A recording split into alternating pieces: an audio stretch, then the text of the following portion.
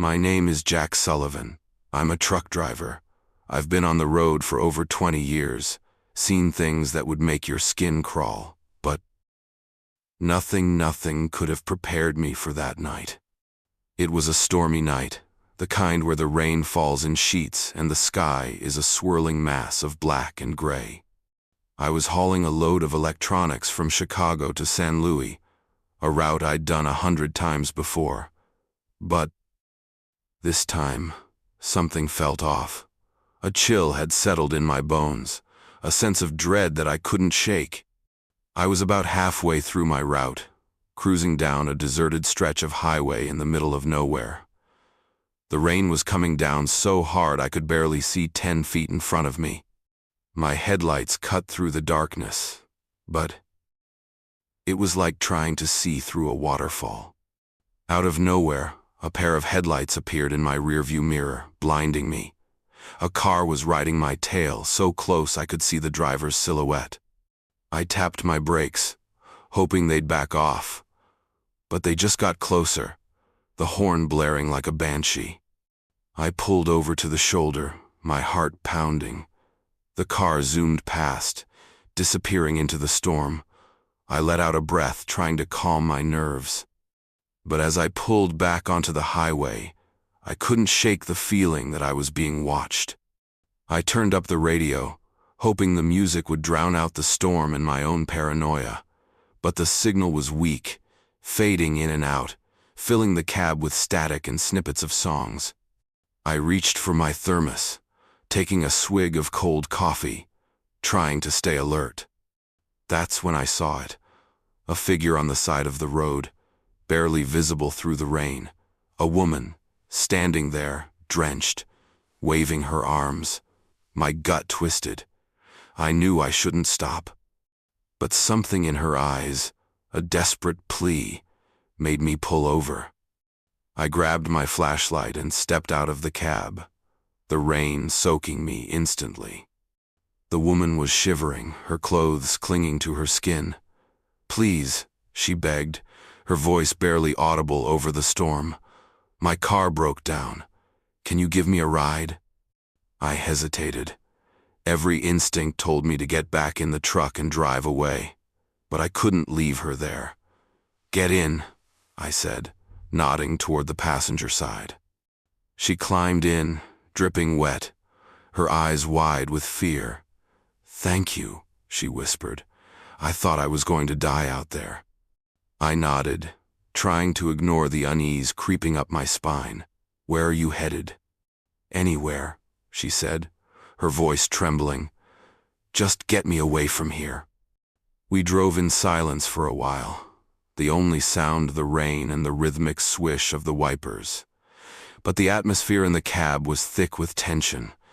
I could feel her eyes on me, watching my every move. "What's your name?" I asked, trying to break the silence.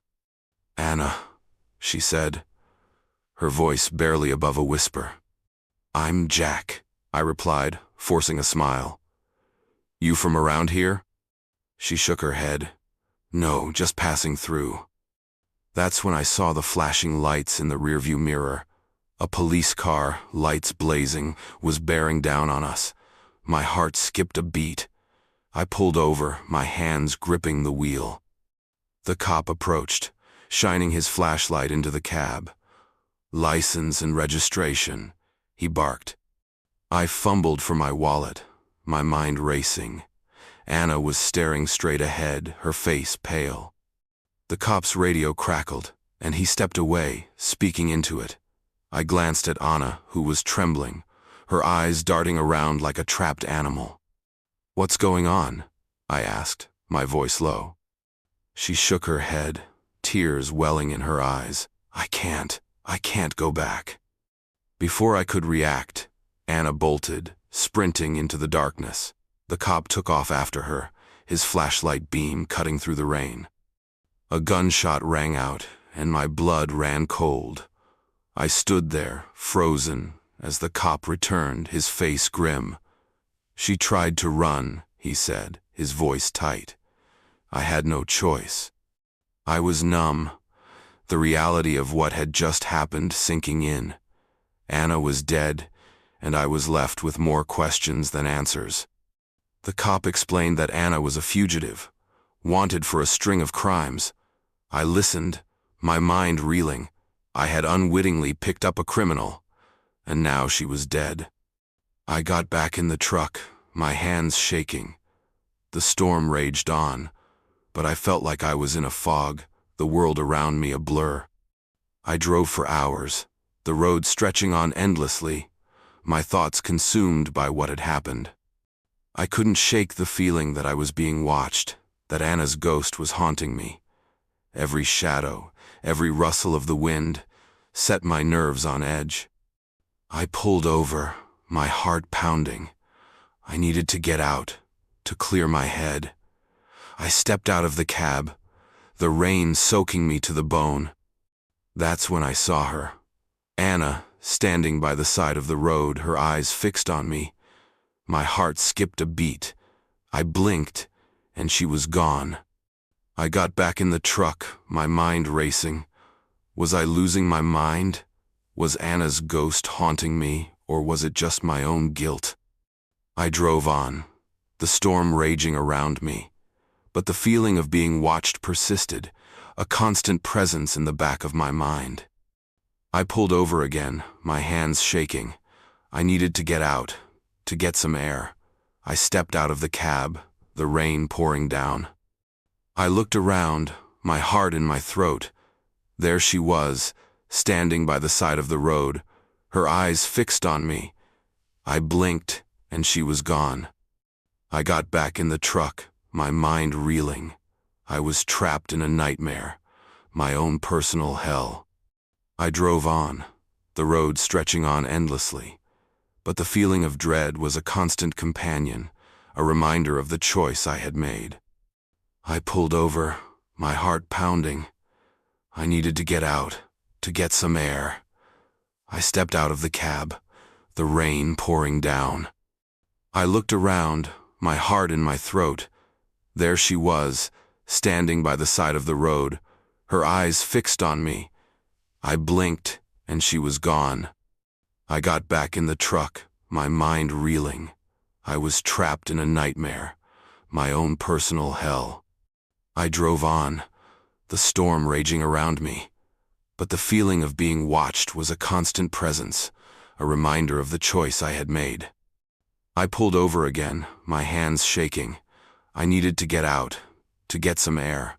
I stepped out of the cab, the rain pouring down. I looked around, my heart in my throat.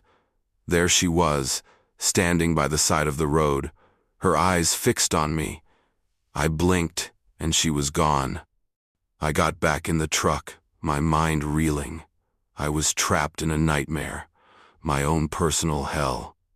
I drove on, the road stretching on endlessly, but the feeling of dread was a constant companion, a reminder of the choice I had made. I pulled over, my heart pounding. I needed to get out, to get some air. I stepped out of the cab, the rain pouring down. I looked around, my heart in my throat. There she was, standing by the side of the road, her eyes fixed on me. I blinked, and she was gone. I got back in the truck, my mind reeling. I was trapped in a nightmare, my own personal hell. I drove on, the storm raging around me, but the feeling of being watched was a constant presence, a reminder of the choice I had made. I pulled over, my heart pounding. I needed to get out, to get some air. I stepped out of the cab, the rain pouring down. I looked around, my heart in my throat. There she was, standing by the side of the road, her eyes fixed on me. I blinked, and she was gone. I got back in the truck, my mind reeling. I was trapped in a nightmare, my own personal hell.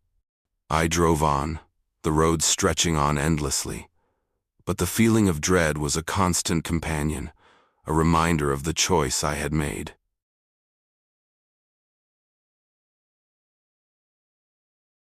It started with a noise.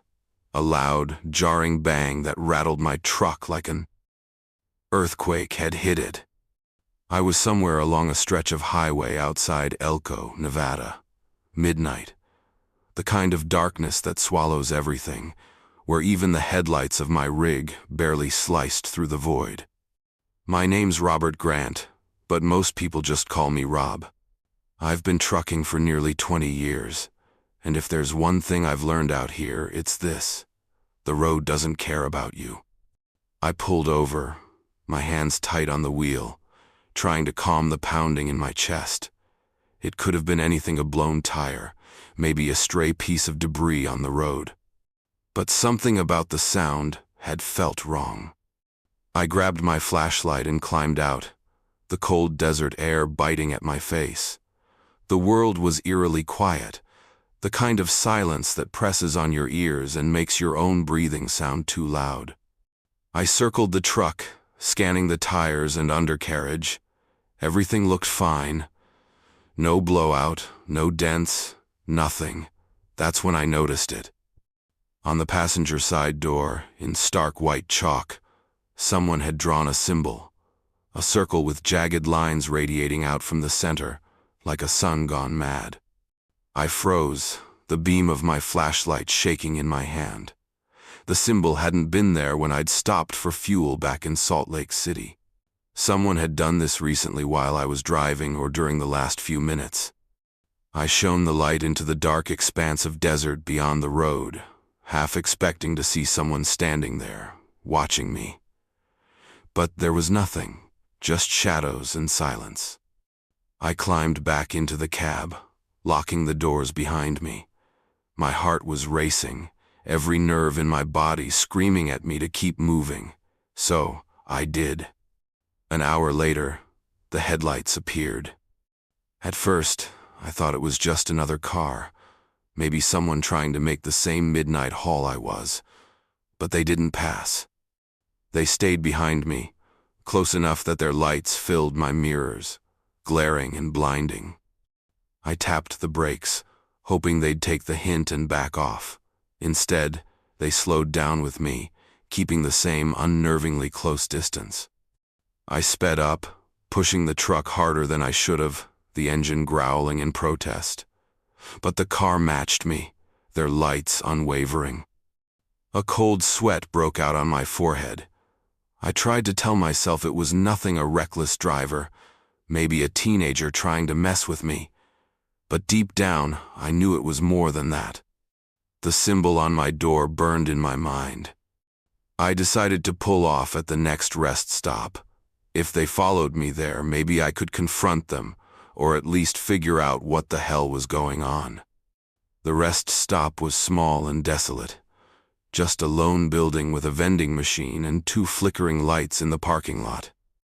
I parked my rig under one of the lights, the engine rumbling as I waited to see if the car would follow. It didn't. I sat there for a few minutes, my hands gripping the wheel, staring at the empty stretch of highway behind me. No headlights, no car, nothing. Maybe I'd imagined it. Maybe the long hours and lack of sleep were starting to mess with my head. I climbed into the sleeper cab, leaving the engine idling, and tried to get some rest. I woke up to the sound of tapping.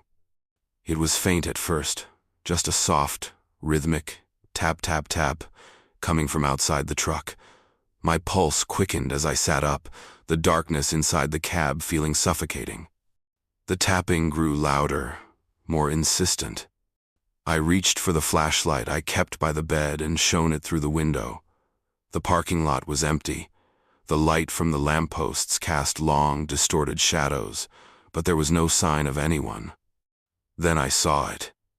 Another symbol, this time scrawled across the windshield in the same white chalk. The circle, the jagged lines. My heart felt like it was going to burst out of my chest. I grabbed the tire iron from under the seat and threw open the door, my flashlight cutting through the night. "Who's out there?" I shouted, my voice echoing into the emptiness. No answer. I didn't sleep after that. I kept driving, the road blurring together in an endless stream of asphalt and shadows. Every so often I'd check the mirrors, expecting to see headlights. But the road stayed empty, the silence pressing on me like a weight. I told myself I was being paranoid, that the noise, the cymbal sit was all just some sick prank, but no matter how hard I tried to shake the thought, the feeling of being watched clung to me like a second skin. The final stretch of highway was where it all fell apart. I was somewhere near the Nevada-California border, the road winding through the mountains, when the headlights appeared again. This time, there were two sets. They came out of nowhere, one car pulling up behind me, the other cutting in front, forcing me to slow down. My chest tightened as panic set in. The truck felt like a coffin, the walls closing in around me as the car in front slowed to a crawl. I reached for the CB radio, but before I could call for help, the car behind me rammed into the back of the truck. The impact jolted me forward, my hands gripping the wheel as I fought to keep the rig steady. The car in front swerved, blocking the road completely. I slammed on the brakes, the tires screeching as the truck came to a halt. They came out of the cars like shadows, their faces obscured by masks, their movements deliberate and precise. One of them smashed the driver's side window with a crowbar, the glass shattering around me as rough hands yanked me out of the cab. I hit the ground hard, the taste of blood filling my mouth as my head slammed against the asphalt. "Stay down," one of them growled, pressing a boot into my back. I could hear them shouting orders, their voices muffled and distorted, as they broke into the trailer.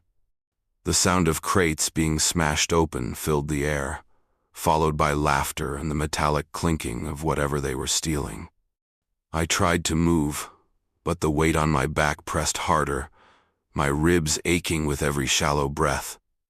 When they were done, they didn't leave quietly. One of them knelt beside me, their mask inches from my face. In the dim light of the truck's headlights, I could see the symbol painted onto the mask. "Remember us," they whispered, their voice dripping with malice. Then they hit me, a sharp, blinding pain as something heavy connected with the side of my head. I woke up hours later, the sun rising over the horizon, painting the desert in hues of orange and red. The truck was empty, the trailer's doors swinging open in the wind. My body ached, every movement sending sharp jolts of pain through me. I staggered to my feet, the world spinning around me.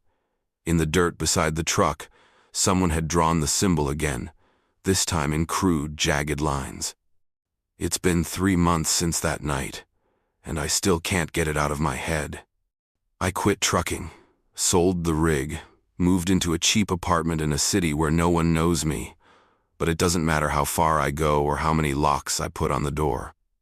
I still see the symbol. Sometimes it's on a wall, sometimes scrawled onto a piece of paper shoved under my door, and sometimes, late at night, I hear the tapping again. I don't know who they were or why they chose me, but I know one thing for sure. They're not done with me. Not yet.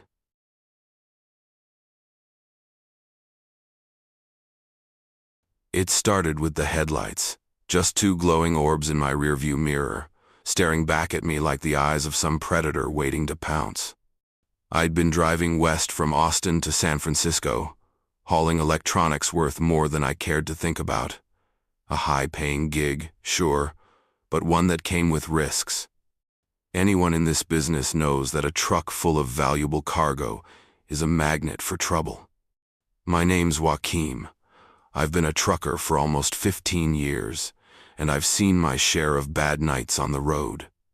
Drunk drivers, black ice, the occasional creep who thinks it's funny to tailgate an 18-wheeler. But this felt different. I was somewhere in Nevada, a desolate stretch of desert highway where the only signs of life were the occasional tumbleweed and the faint glow of stars overhead. That's when I first noticed the car behind me. At first, I didn't think much of it. Just another driver, I told myself, maybe trying to get to Reno or Vegas. But they didn't pass. They just stayed there, lingering at the edge of my mirrors. I told myself it wasn't worth worrying about.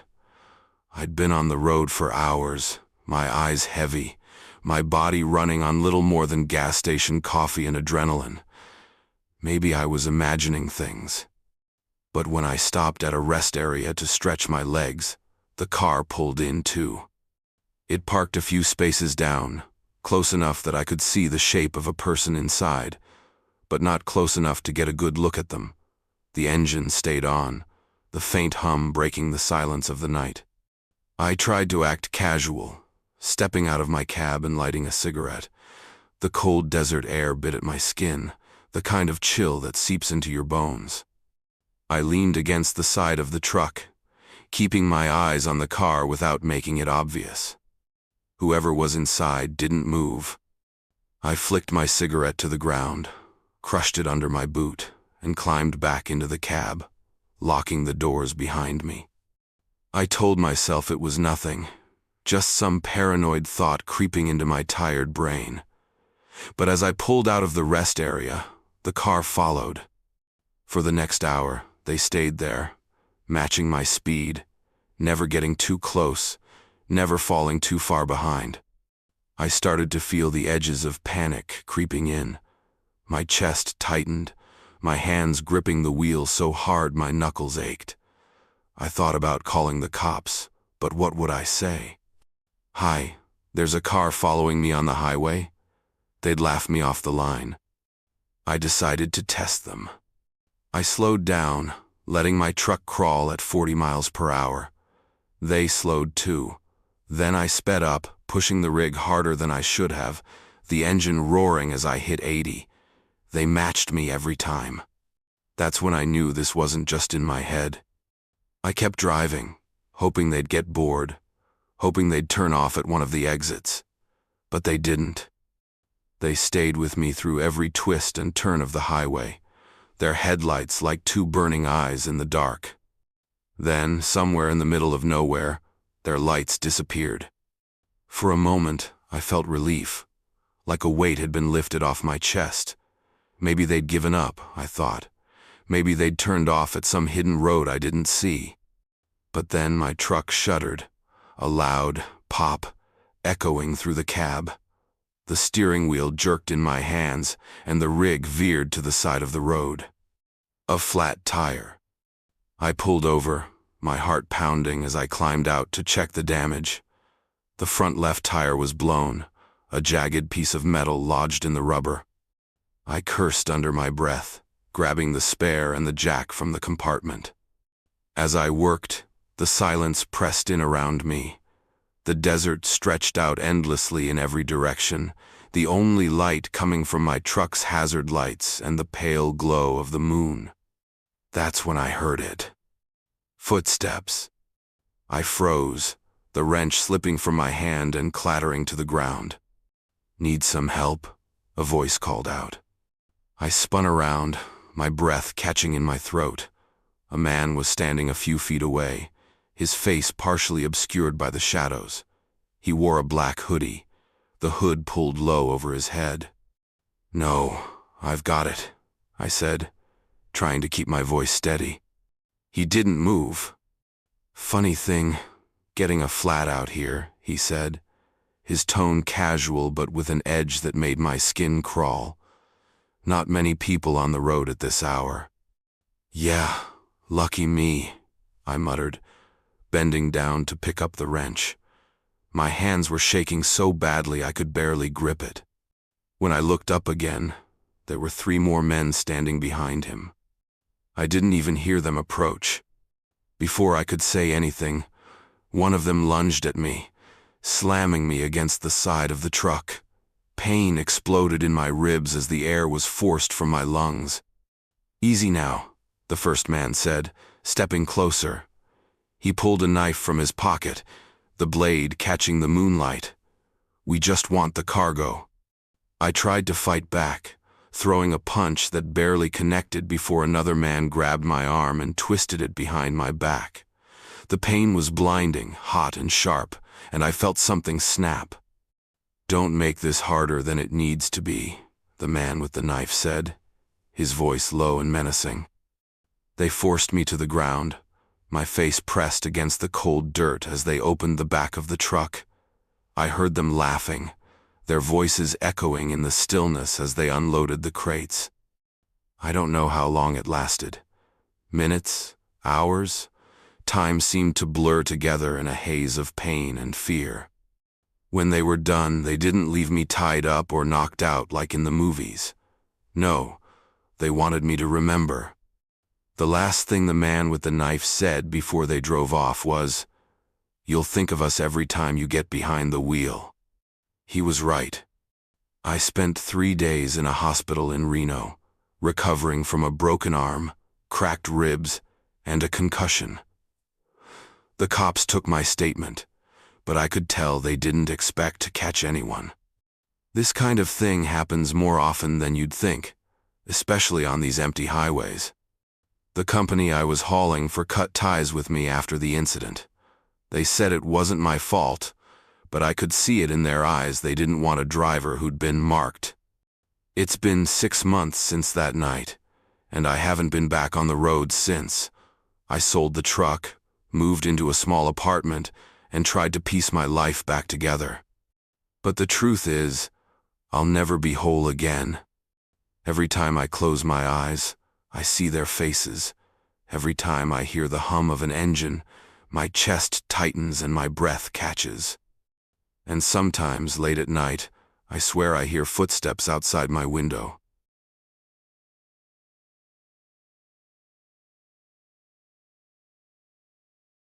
I don't know why I stopped at that diner. Something about the place just pulled me in.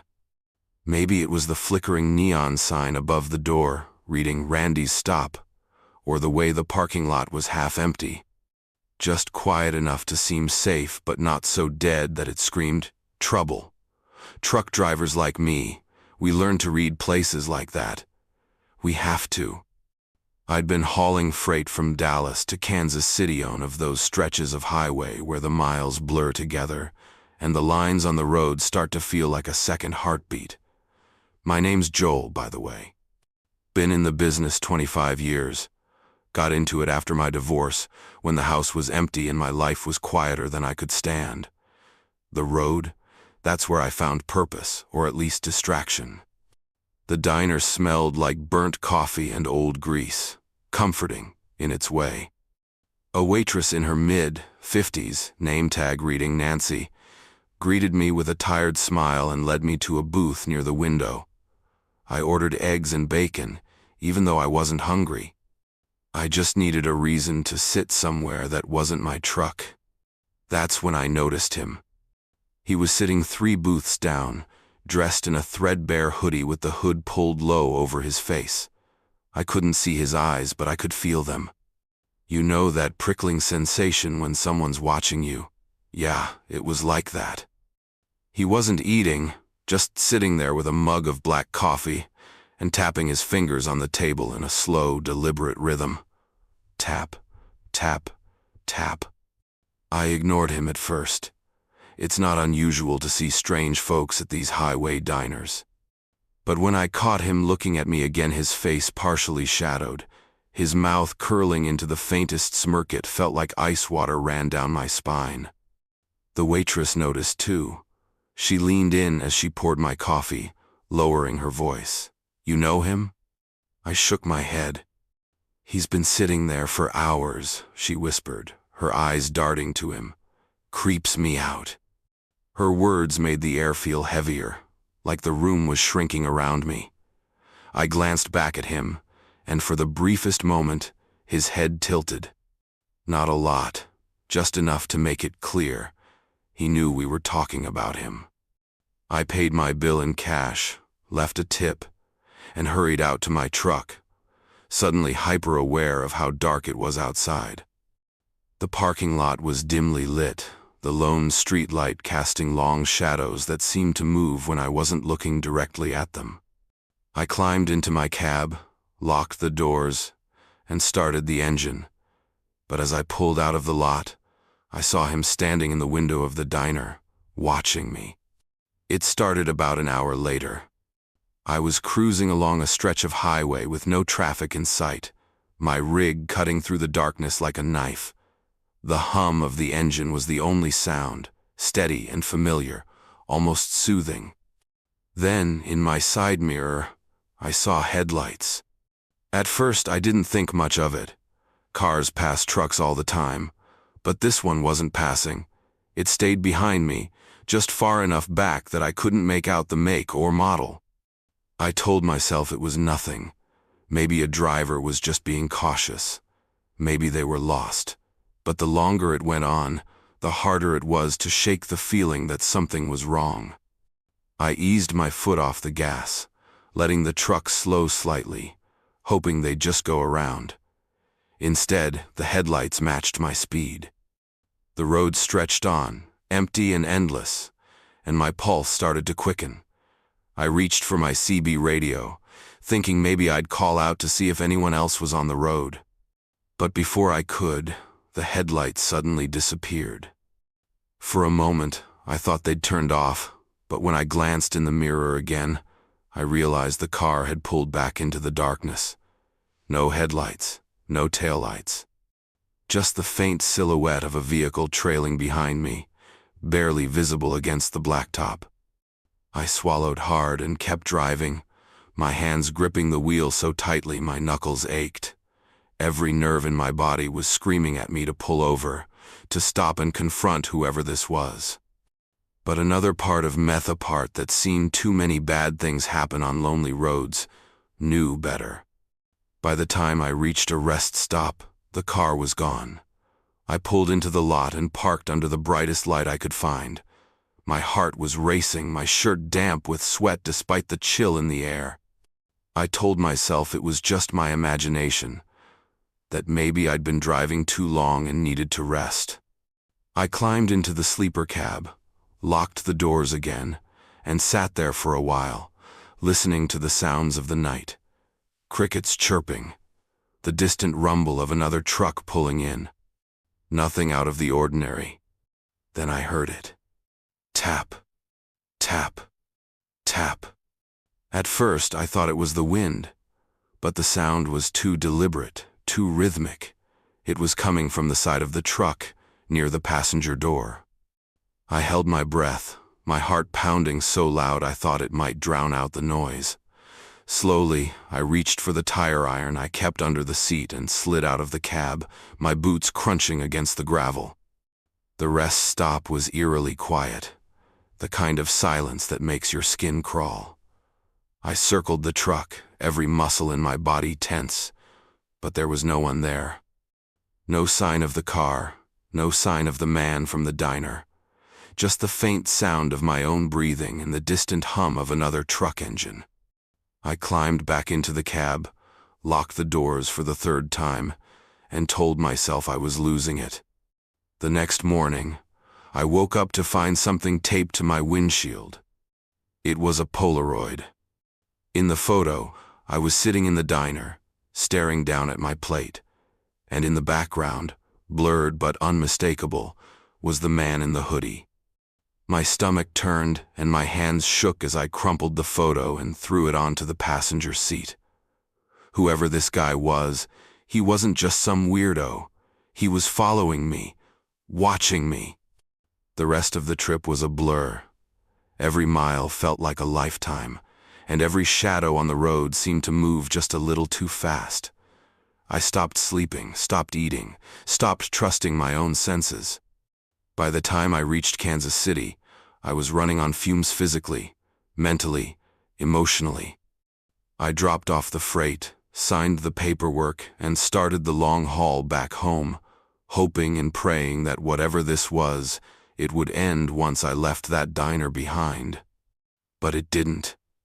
The final stretch of road leading back to Dallas was one I'd driven 100 times before. Familiar, safe, but that night, it felt like a trap. The air was heavy, the darkness thicker than usual, and every sound seemed amplified. Then, in the distance, I saw it. A car parked on the shoulder, hazard lights flashing. As I got closer, I realized it was the same car that had followed me. I should have kept driving. I should have ignored it, and kept going until I reached the safety of a crowded truck stop or a city with people and lights. But something inside me snapped. I pulled over. I grabbed the tire iron and stepped out, the cold air biting at my skin. The car was empty. The doors were unlocked, the keys still in the ignition, and on the dashboard was another Polaroid. This time, it was a photo of my truck, taken from behind, with the words, "See you soon," scrawled across the bottom in jagged, uneven handwriting. My legs gave out, and I dropped to the ground, the tire iron clattering against the pavement. I don't remember how long I sat there, trembling, staring at the photo as my mind raced with questions I didn't want to answer. When I finally forced myself to stand, the car was gone. No sound, no headlights, just the empty road stretching out ahead of me. That was 2 weeks ago. I haven't been back on the road since. Every time I close my eyes, I see his face. Every time I walk outside, I feel his eyes on me. I've changed my locks, installed cameras, even bought a gun, but none of it makes me feel safe. Because the truth is, it's not about what he's going to do. It's about what he's already done. He's in my head now, living rent-free, turning every corner of my life into a shadowy nightmare. And the worst part? I think that's exactly what he wanted.